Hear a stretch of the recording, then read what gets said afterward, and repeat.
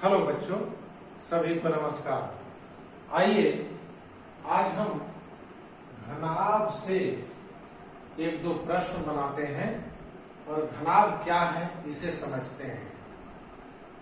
आप घनाभ को आप इस तरीके से समझें कि जैसे हम लोग के दैनिक जीवन में ईंट का प्रयोग करते हैं हम लोग और घर बनाते हैं, तो जो ईंट में लंबाई, चौड़ाई और ऊंचाई होती है वो जस्ट वही घनाभ होता है। शक्ल में इसकी ऐसी शक्ल होती है। यह जो आकार है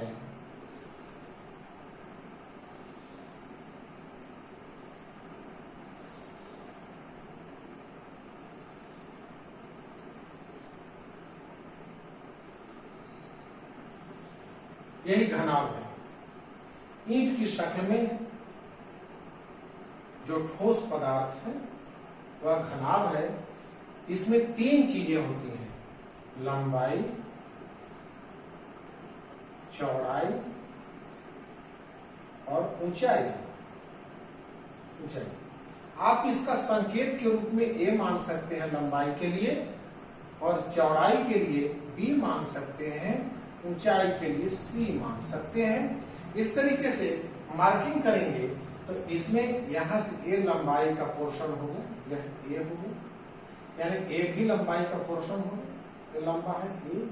उसी प्रकार ए भी है, ए बैक साइड में पीछे छुपा हुआ ए है लंबाई। चारों लंबाई बराबर है। और यह चौड़ाई इसी प्रकार, यह चौड़ाई बी मान लीजिए, तो ए भी चौड़ाई बी है, ऊपर में चौड़ाई ए भी बी है और ए भी बी है, चौड़ाई बी। और इसी प्रकार ऊंचाई कौन कौन है?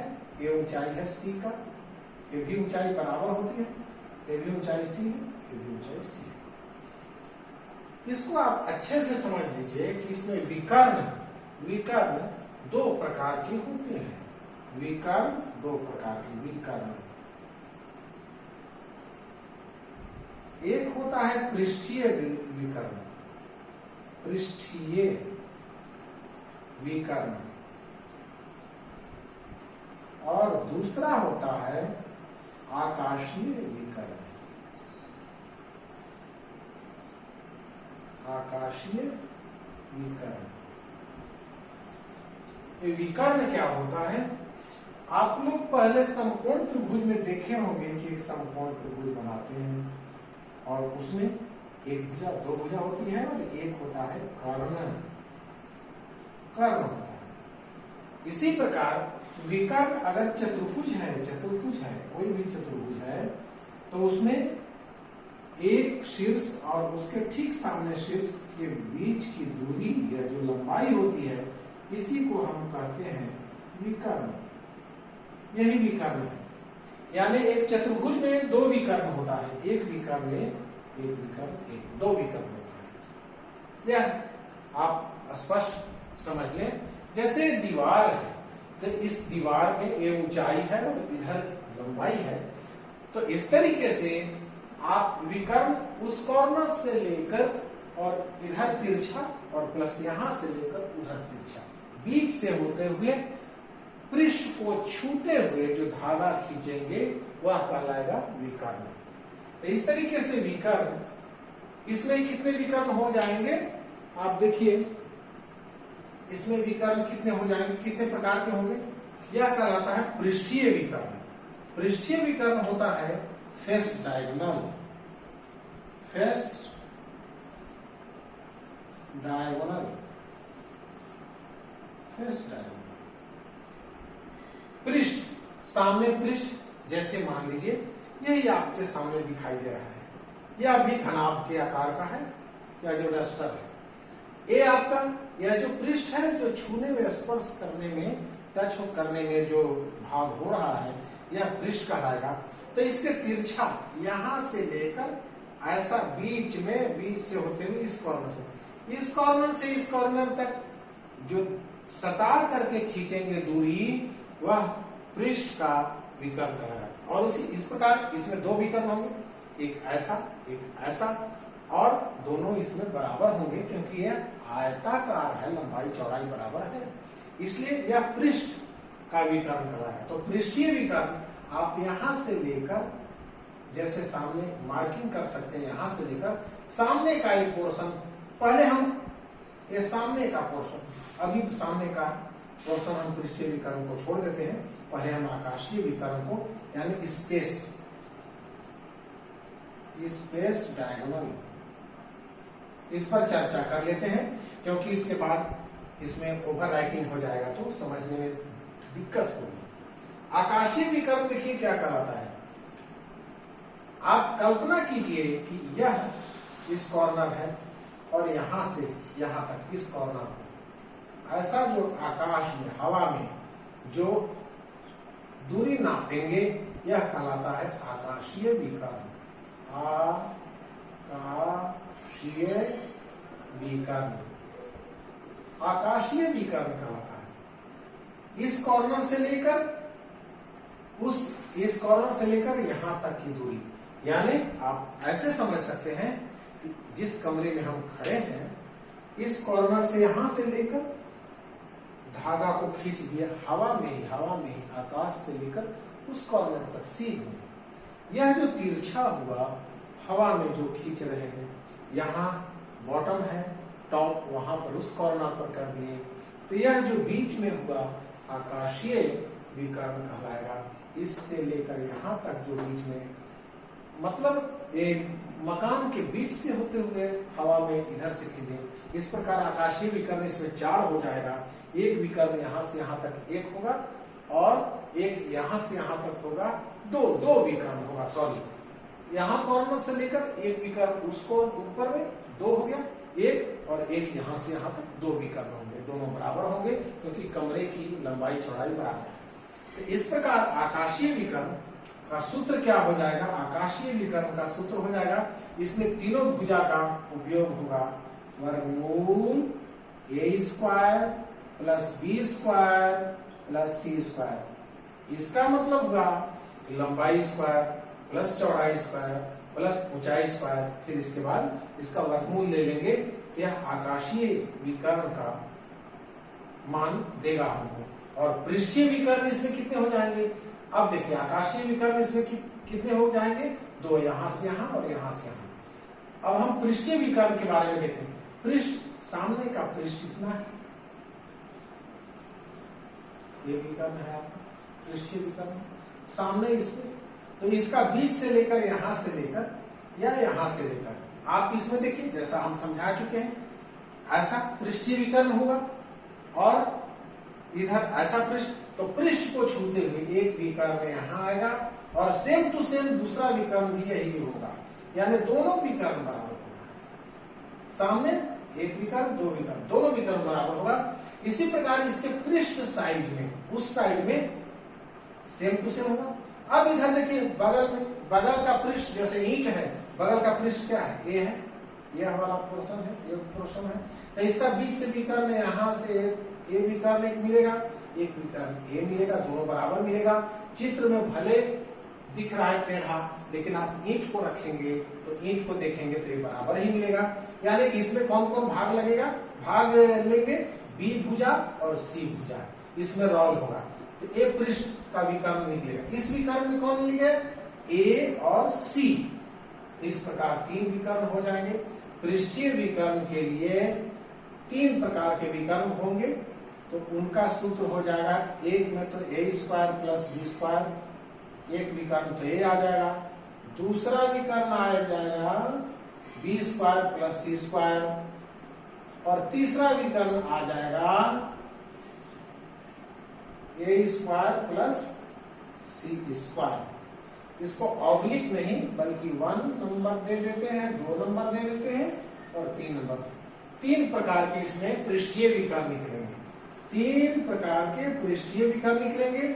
आकाशीय विकर्ण तो तीनों को मिलाकर इतना निकलेगा। इस प्रकार से आप विकर्ण के बारे में आप समझ गए।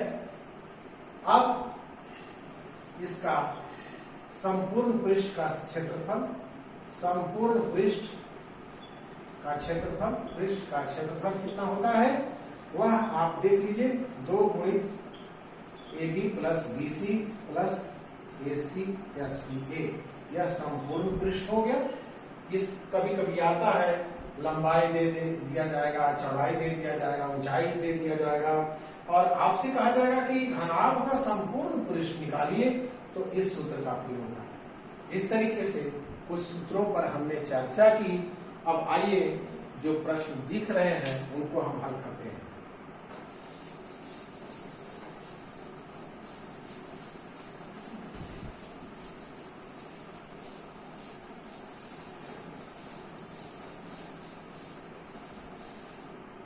पहला प्रश्न है घनाभ का, पहला ऊपर का है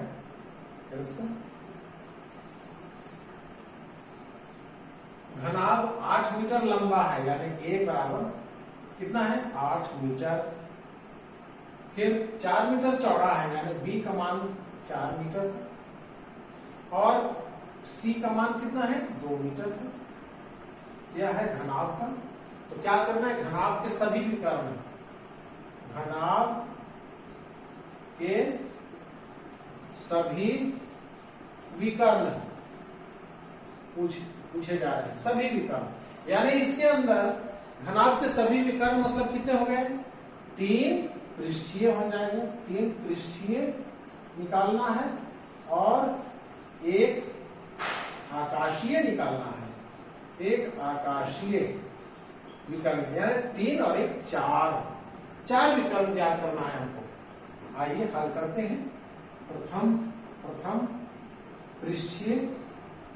पृष्ठीय विकर्ण कितना हो जाएगा, वर्गमूल किसी को इन दोनों की मदद से ले लीजिए, A² प्लस B² क्या हो जाएगा, A का मान 8² प्लस B का मान 4², यानी 8 64 प्लस 4 4 16,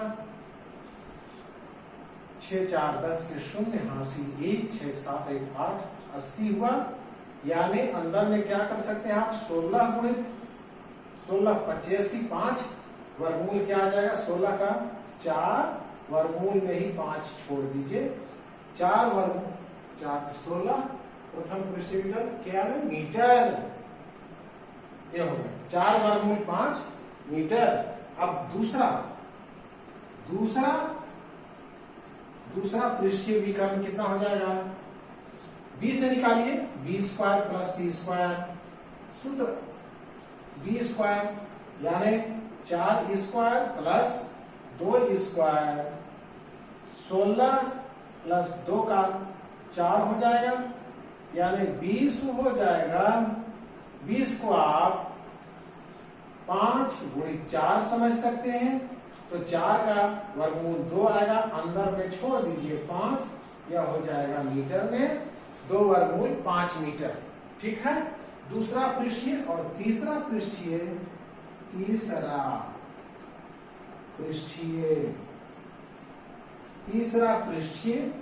विकर्ण कितना हो जाएगा, A² और C²।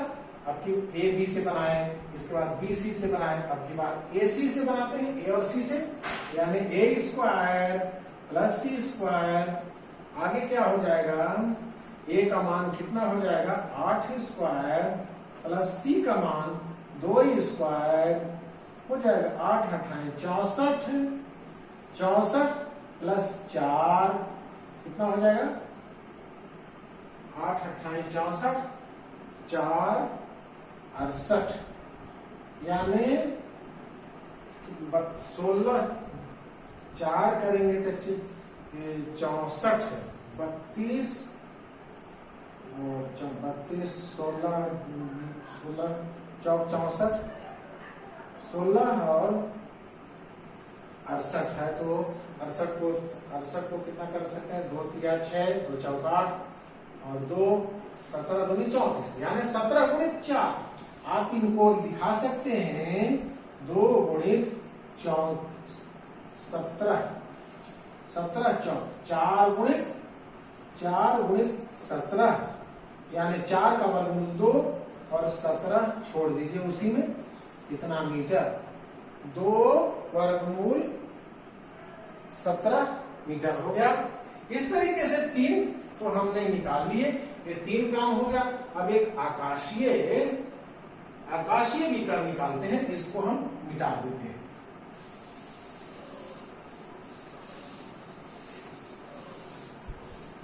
आकाशीय विकर्ण कितना हो जाएगा? आकाशीय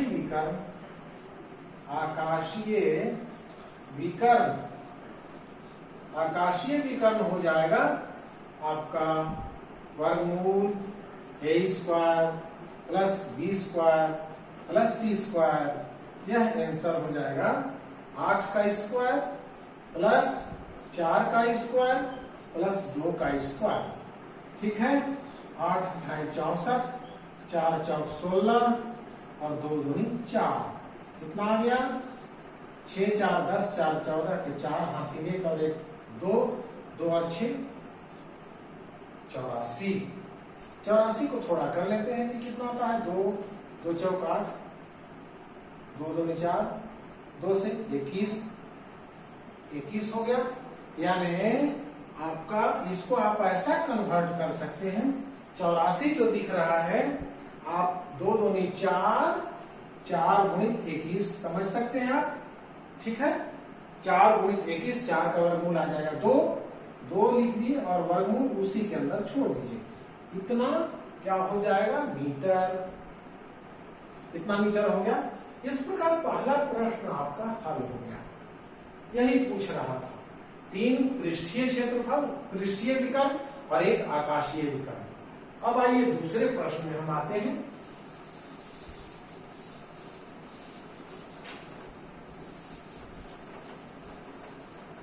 दूसरा प्रश्न देखिए मजेदार है। दूसरा प्रश्न मजेदार है।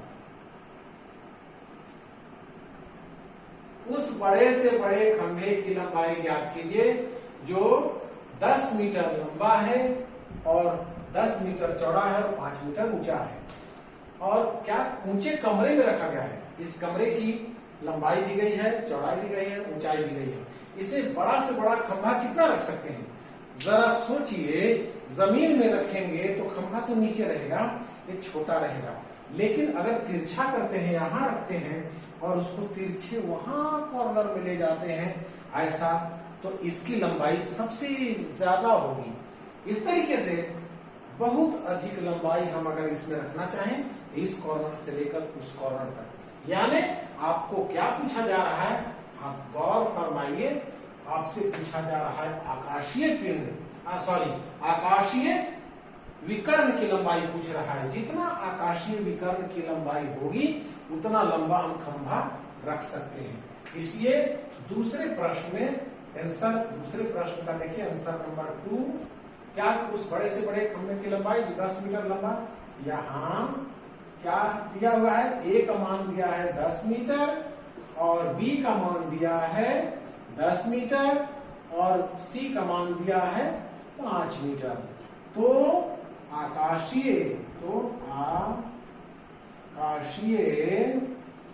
विकर्ण कितना होगा वही निकालना पड़ेगा। A square plus B square plus C square. Answer A का मान कितना है? 10 का स्क्वायर प्लस 10 का स्क्वायर, बी का मान, सी का मान 5 का स्क्वायर। यानी कितना है आपका? देखिए 10 का स्क्वायर 10 गुणित 10 यानी 100। 10 गुणित 10 100। 5 गुणित 5 25 हो गया, यानी 225 आया। 225 आया। आंसर 225 का वर्गमूल आएगा 15। ठीक है, 15 मीटर। इसलिए उस बड़े से बड़े खंभे की लंबाई, खंभे की अधिक से अधिक लंबाई कितनी होगी? इसलिए खंभे की लंबाई कितनी होगी? 15 मीटर। यह हो जाएगा आपका आंसर।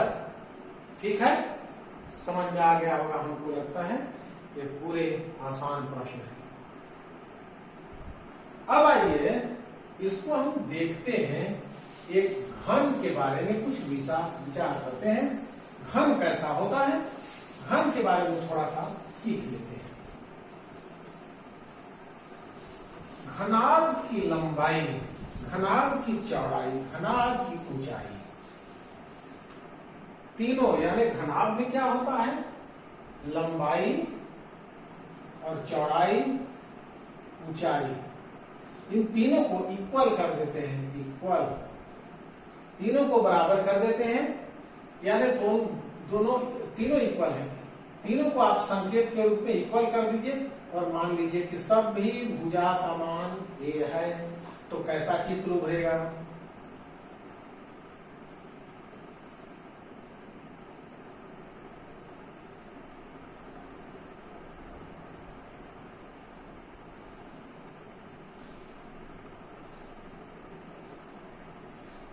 यह मान सभी भुजा मान लीजिए a, सभी भुजा का मान यहां पर ये है।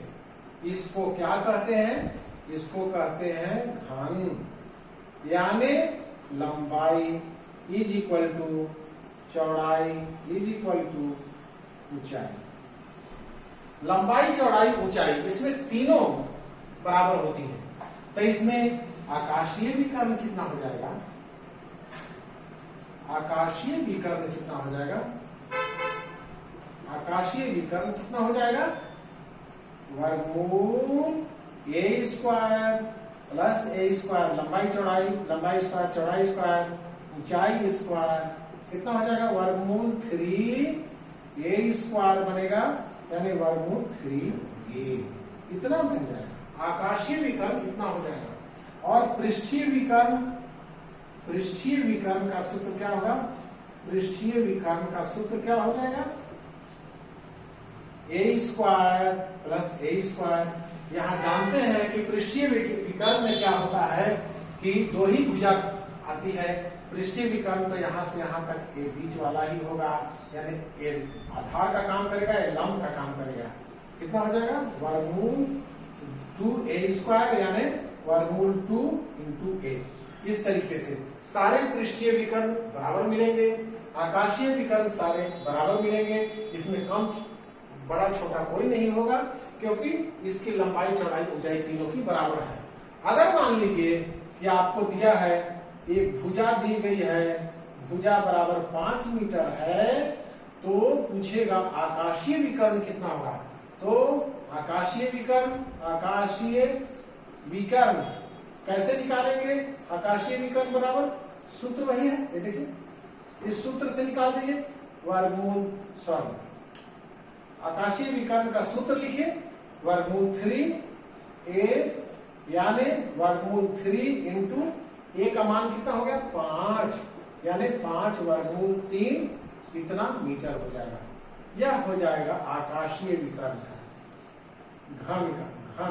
घन के लिए अगर भुजा दी गई है तो आकाशीय विकर्ण कैसे निकलेगा, वर्गमूल 3a, ये सूत्र लगाएंगे और इस तरीके से आपका आंसर आ गया।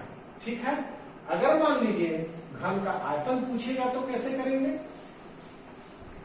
घन का आयतन, घन की भुजा दी गई है 5 मीटर, आयतन पूछेगा तो सूत्र होता है भुजा का घात 3, यानी 5 का घात 3, तो 5 गुणित 5 गुणित 5, 5 पचे 25 पचे 125 घन मीटर। यह है आयतन का सूत्र, घन के आयतन का सूत्र। घन की एक भुजा दी जाएगी तो पृष्ठीय का क्षेत्रफल। दूसरा प्रश्न देखिए, घन का, अगर घन की एक भुजा दी गई है, मान लीजिए कि 4 मीटर, घन की एक भुजा 4 मीटर दी गई है, घन की एक भुजा दी गई है 4 मीटर, 4 मीटर है। क्या पूछा, संपूर्ण पृष्ठ पूछ रहा है, संपूर्ण पृष्ठ। सूत्र क्या होता है, 6 एक पृष्ठ का क्षेत्रफल हो गया a स्क्वायर, तो 6 पृष्ठ है तो 6a स्क्वायर हो जाएगा, यानी 6 इंटू 4 का स्क्वायर, तो 6 इंटू 4 चौक 16 1696 मीटर स्क्वायर इतना हो जाएगा। इस प्रकार आप अच्छे से आप ध्यान से पूरे प्रश्न को समझिए और सारे प्रश्न आसान हैं। आप प्रश्नावली के सारे प्रश्न हल कर सकते हैं। बार बार इस वीडियो को देखिए, इसके पूर्व के वीडियो को भी देखिए। आपका मंगल हो। बहुत बहुत शुक्रिया। Thank you.